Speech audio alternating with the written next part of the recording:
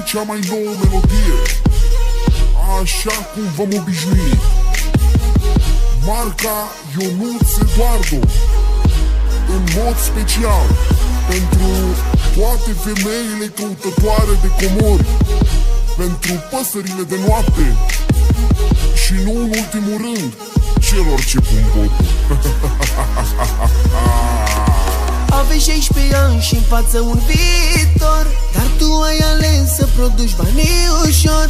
Nu te mulțumei cu 5 lei de la tata, visai ca să mașini și să fii pe barba ta.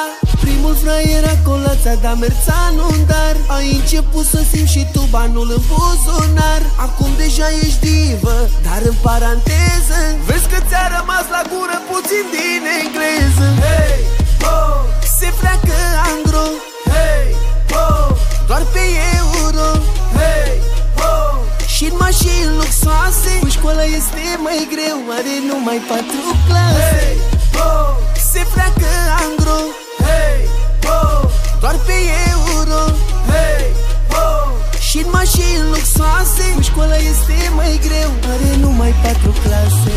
Hei, ce faci? Te-ai pierdut? Sau aștepți pe cineva? Nu, tocmai m-am certat cu prietenul meu. Știi ceva? Eu stau aproape. Vrei să mergem la mine și să mai uiți de supărare? Aia e mașina ta? Vai, ce mașină fără capac! Fără ce? Da, e decatopabilă.